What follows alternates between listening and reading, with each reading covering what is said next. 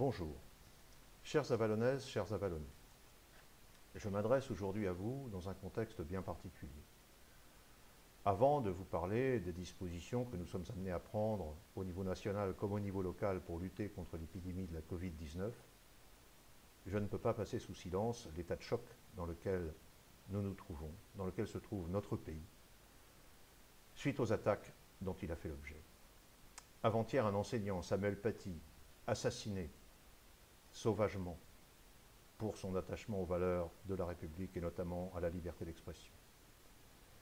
Hier, des croyants réunis dans leur lieu de culte, des catholiques, agressés pour leurs croyances religieuses, ou bien à Avignon, des policiers auxquels s'en prend un assassin parce qu'il représente la République. Le terrorisme islamique, qui déshonore la religion qu'il prétend servir, a encore frappé. Nous devons surmonter nos émotions, notre colère, notre tristesse, pour nous réunir et faire front dans la durée, car ceux qui manipulent ces assassins ne baisseront pas la garde du jour au lendemain. Sachons ici, maintenant, tous les jours, à titre individuel et collectif, nous mobiliser pour résister et finalement faire triompher les valeurs de la République auxquelles nous sommes tous et toutes très attachés. La deuxième menace qui pèse à nouveau sur nous, c'est cette fameuse deuxième vague de l'épidémie. Le gouvernement, par la voix du président de la République et du Premier ministre, ont annoncé un certain nombre de mesures. Ces mesures sont indispensables. Elles sont lourdes, elles sont difficiles. Plus nous les respecterons scrupuleusement, plus elles seront efficaces et moins longtemps nous serons obligés d'en subir les conséquences. Il est impératif pour nos services de soins de bloquer le développement de cette épidémie. Cela dépend de notre comportement à tous et à chacun. Nous ne devons pas chercher à faire ce que nous avons envie de faire, nous devons nous restreindre à ne faire que ce qu'il est indispensable de faire. C'est l'effort qui nous est demandé, c'est l'effort qui est demandé à toutes et à tous pour que d'ici un mois, nous puissions avoir infléchi la courbe et permettre à nos services de soins, que ce soit les médecins libéraux, que ce soit les services hospitaliers, d'entrevoir le bout du tunnel et, une fois encore, la fin de cette deuxième vague. Très pratiquement, en ce qui nous concerne, au niveau des services de santé, notre hôpital et les médecins de ville travaillent en collaboration depuis le début de l'épidémie. Pour l'instant, il n'est pas encore nécessaire d'armer un lieu de consultation dédié aux symptomatiques Covid pour la médecine de ville, mais soyez rassurés, le dispositif est prêt. Dès qu'il sera nécessaire, il sera mis en œuvre. On peut se faire tester aussi bien à l'hôpital qu'au laboratoire de ville, sur rendez-vous bien entendu, sauf pour les gens qui se trouveraient en urgence nécessaire de tester. Et je pense que tous les soignants auxquels nous devons des remerciements pour leur dévouement méritent que nous fassions l'effort de limiter les contaminations.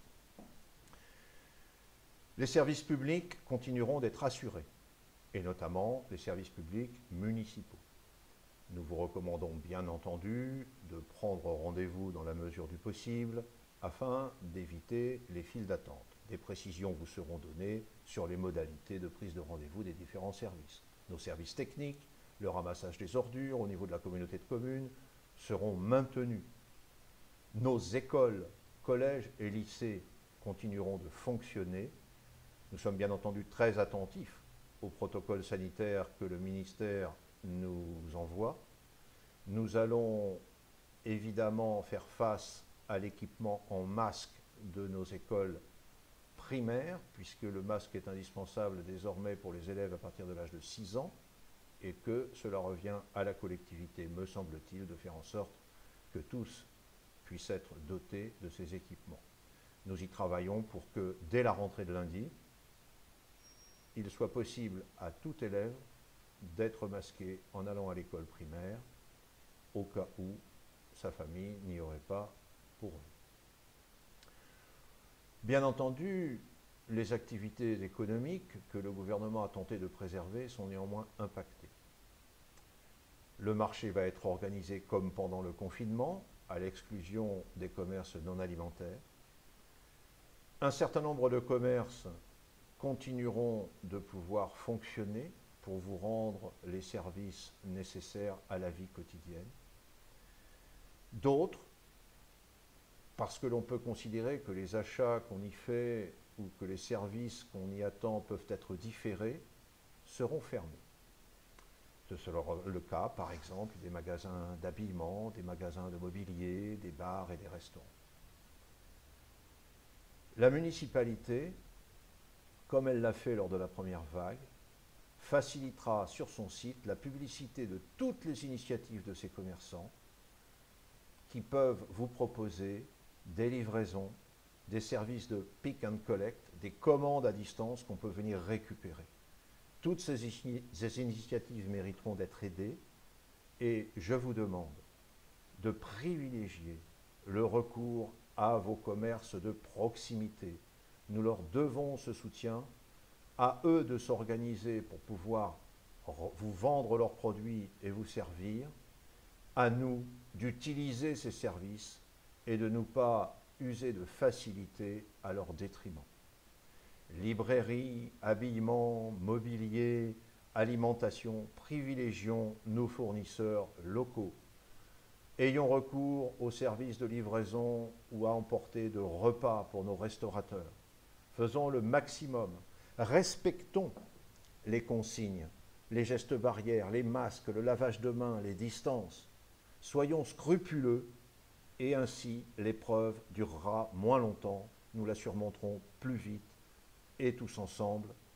Nous pensons bien entendu aux personnes âgées, aux personnes isolées, aux personnes en difficulté économique, que toutes celles et ceux qui n'ont pas ces difficultés respectent bien les règles pour nous faciliter les efforts à faire pour aider les autres, et ainsi, ensemble, le plus vite possible, nous surmonterons encore une fois cette deuxième vague de l'épidémie. Je vous remercie.